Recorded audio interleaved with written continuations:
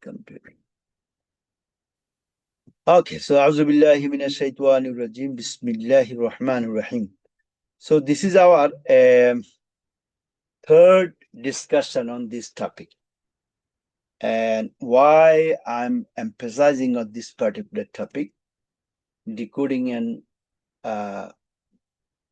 mis or disinformation in the era of AI era. So AI is artificial intelligence, isn't it? So a lot of informations are coming on the social media. The question is, how can you scrutinize it? And if you don't do it, there will be a serious consequences in your life and the life of the other people. And so what I'm going to do, I'll take it from Islamic perspective, some of the things that did happen before, and some of the things might happen today and is happening now more vigorously than before because of the AI or social media. Now, why it is important to know, because it is related to your iman as well. I'm going to tell you how it is related to iman. And so the way I put the title, as you can see, decoding mis or disinformation in the AI era. So what is, okay, at the end of the day, it is the promise from Allah subhanahu wa ta'ala. As you know, in Isra, Al-Isra, Allah subhanahu wa ta'ala says, the truth has arrived and the falsehood perished. But the falsehood is bound to perish. Everybody knows this one, that these verses is saying, eventually truth should prevail. But what did you do to know the truth? That is important for us. So it was important before, and it is more important in this time as well. So let us see what is disinformation. And the way I got the definition again from AI: false information that mislead. Giving an examples, for example, there are a source of information, and you have different means of spreading it. And nowadays we can simply say the social media. So someone is getting from the social media, we can say recipients, and that recipient can pass to the recipient A, B, C, D without any checking or any what do you call the evaluation.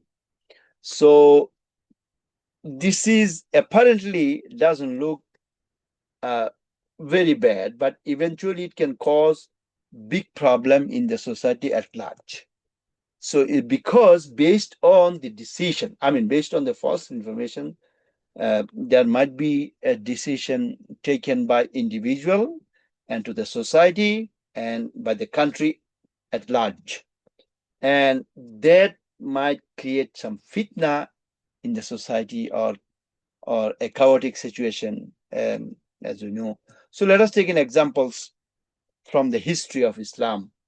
Those who know the assassination of Usman ibn Affan, it was related to the misinformation as well. So misinformation was spreaded around with some people and saying that he did something in favor of some of his relatives and so on. And eventually he was assassinated. So can you see how this disinformation or misinformation is so important? And it can kill even some of the honest people on earth. As we know, one of the for Khalifa Usman ibn Affan, his sacrifice more than anyone else.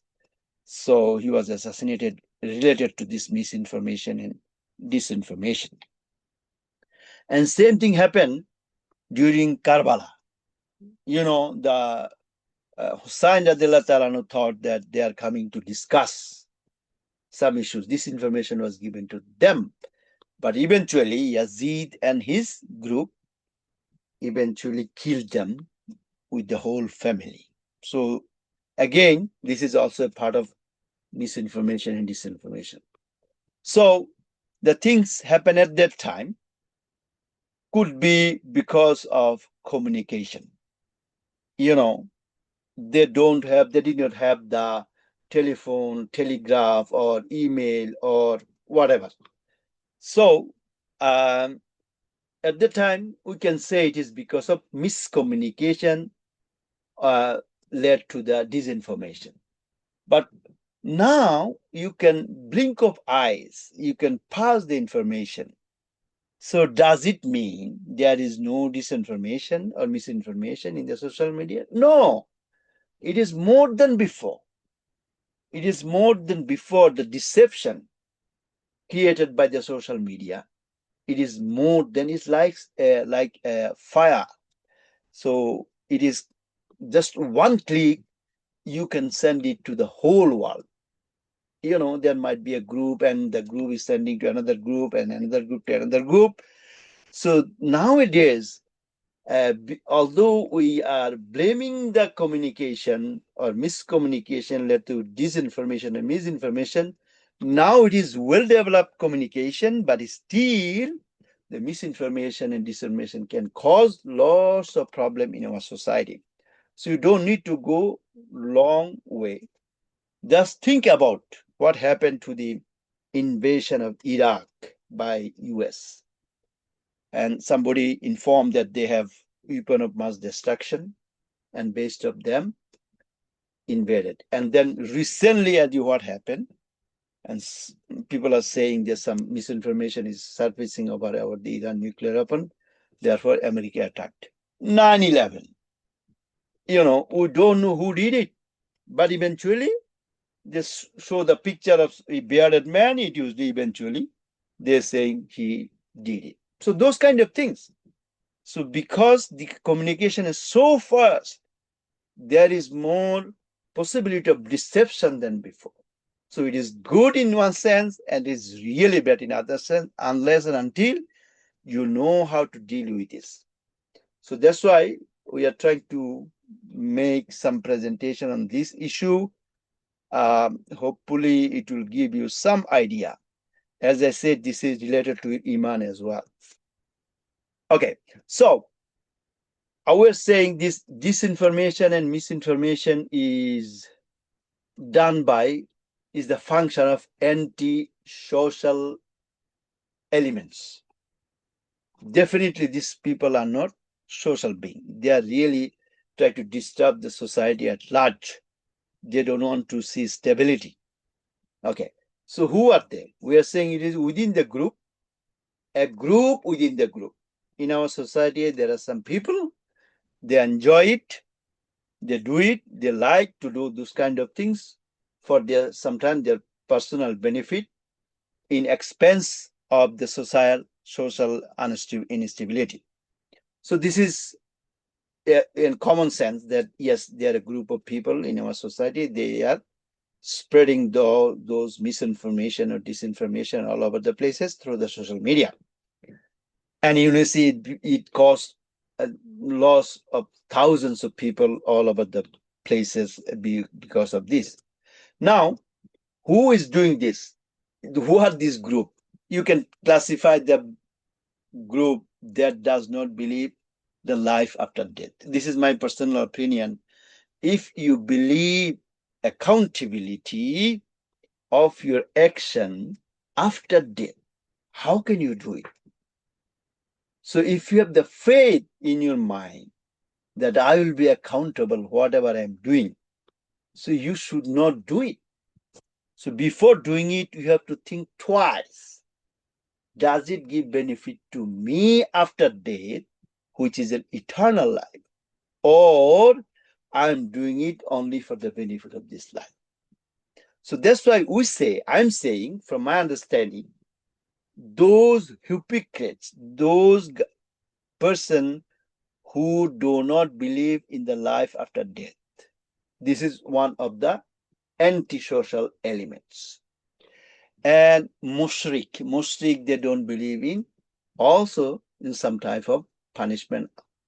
And there is a group, fasik. Guys, you know what is fasik? Say they want to create facade in the society. And the kafir, of course, the disbelievers. So I'm saying these are the anti-social elements that cause these disruption or misinformation, disruption of social stability through the misinformation and disinformation. And still, even with the AI era, these guys are doing the same, and it is faster than before, as I mentioned before. So I am saying disinformation is the function of munafiq, mushrik, fasik, and kafir. Remember, this is the formula for this AI group. We are saying this is the disinformation in the functions of munafiq, mushrik, fasik, and kafir. Now, how to wipe it up? The fake news is going on the social media. How to clean it up? That is what we are going to say through our small presentation today.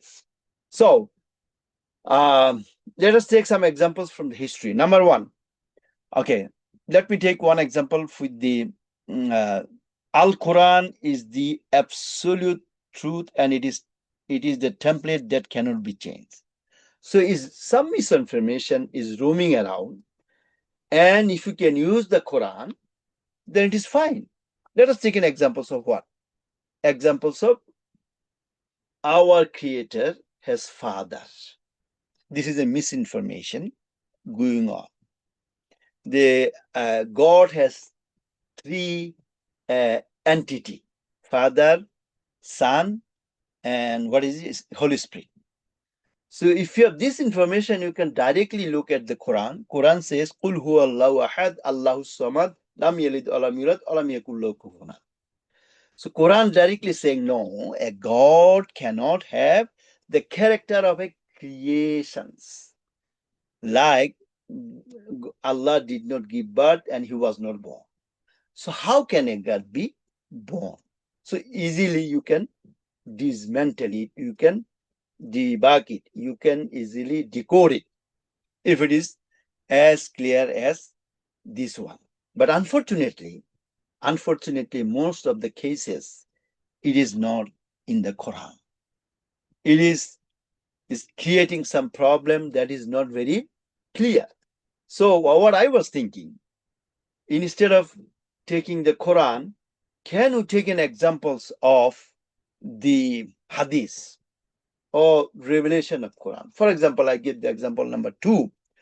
When the revelation came to our Prophet Sallallahu Alaihi Wasallam, what it is not misinformation, it is not disinformation, but how to clarify what is going on. So Khadija radiallahu ta'ala anha took him to one of the priests, wise men, trustworthy. So this is one that you can check the information by contacting the wise man who is trustworthy. This is one.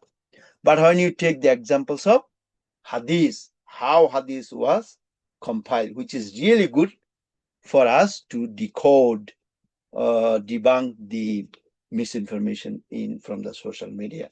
So I've taken examples of hadith and then I'll go from there.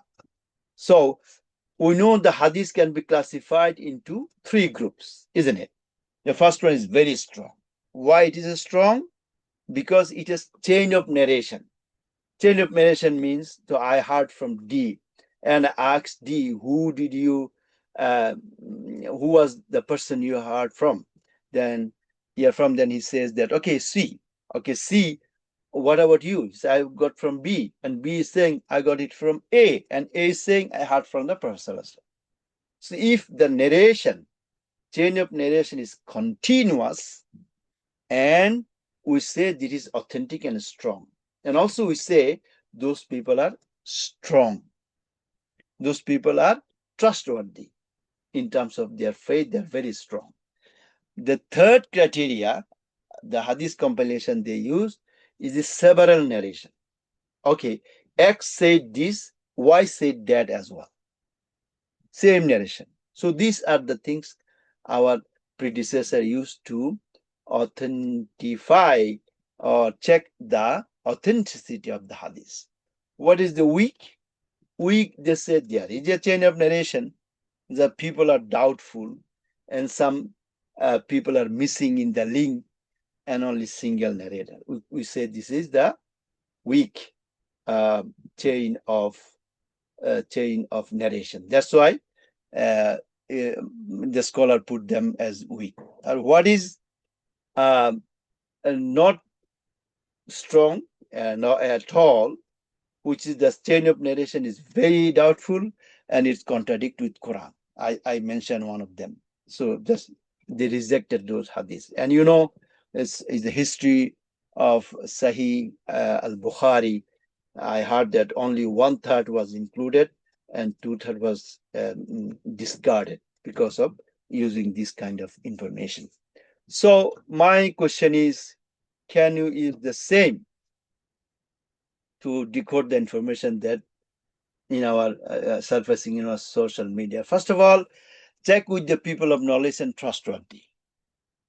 So when you get something from someone, either email or text or messenger or something else, Twitter, whatever you say, I don't know all this information, what you call the social media, but you talk to someone before sending it to other people. This is really important. So one click of your what you call can cause some problem in the society and you will be responsible for it. Okay, the second one, as you can see, the chain of narration, trustworthy of the narrator and several narrators. So you check with some people who you trust most.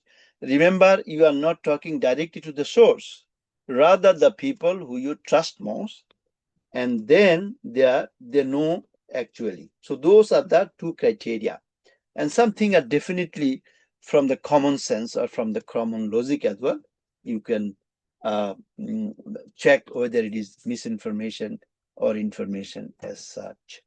So what I'm saying, so this was the pattern of behavior is related to the pattern of behavior of the people, which was not included in the AI. So disinformation is the pattern of behavior or emotion of the mushrik, munafik, fasik, and kafir. So, guys, I'm giving one example. Why sometime it failed. So I put some information in the chat GPT and ask the chat GPT a particular question. Did Hamas rape women?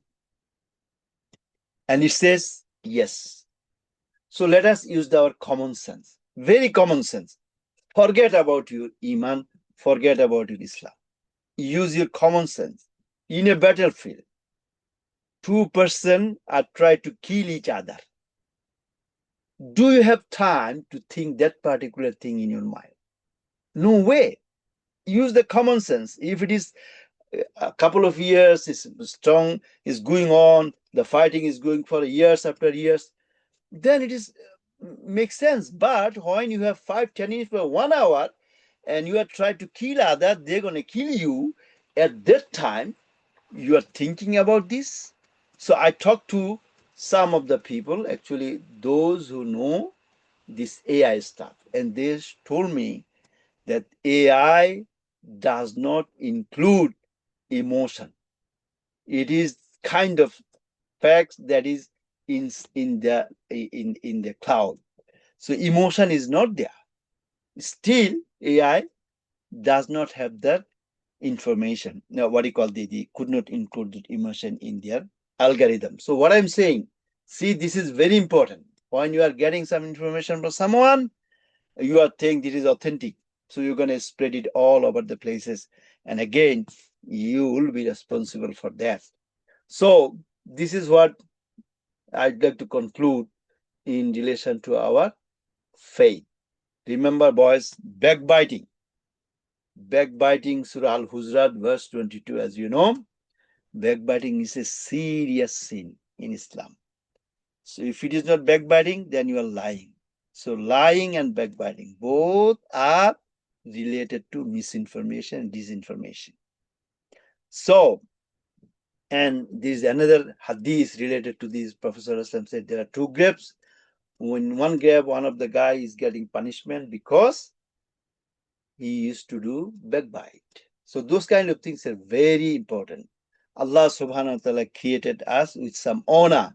And this is the right of the person, that you cannot dishonor them. The backbiting and lying is actually dishonor or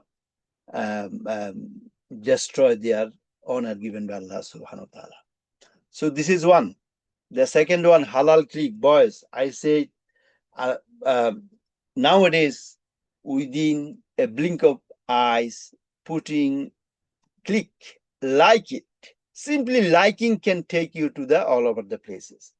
You can delete the things, dislike it after, but doesn't matter. It is already in the social media.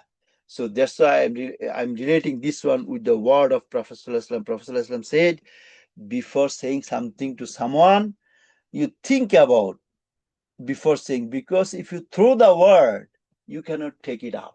The same thing for the word click. If you say, I like it, okay, doesn't matter what is the message, and you did not verify it, it will go to the people and you cannot retract it. There is no way you can retract it, rather, it will be all over the places. So, what I'm saying, before clicking, think about whether it is a halal click or haram click. Does it give benefit to you in this dunya and hereafter, or it will be a source of punishment for you hereafter? That is really important. So that's why I quoted some of the hadith Prophet Sallallahu Alaihi Wasallam said. So these things, they apply for the social media as well. Don't think this is kind of, at that time it happened, but it can happen now faster than before, as I said. So at the end of the day, in order to protect your iman from the social media, try to follow the means that I mentioned. Number one, check it to the other people. First of all, don't rush to spread the message, even if it is related to Islam, even it is related to the dawah. Don't do it. Doesn't need to. Okay, so take time, talk to the people around, the scholars whom you trust the most, then you can do whatever advice you get from the scholars. So in this era of AI, it is difficult to authentify the news, and at the same time, I'm saying this might be related to iman, man. If you don't check it and pass it to otherwise, it will cause more harm than good to the society, and also it will give you some what do you call the problem in the day of judgment as well. So may Allah give us tawfiq not to indulge with the social media, and that could disaster us for our iman and our future. Okay, so I'm done, and now I want to know something from you. Can you just give me, if you have any question, Safat Jahangir and Abdullah Rashid? Any question from anyone? Safat Jahangir, I discussed this one with you before, so I wanted to just let you know this is what my compilation today. Okay, anyway, so this is good. So far, so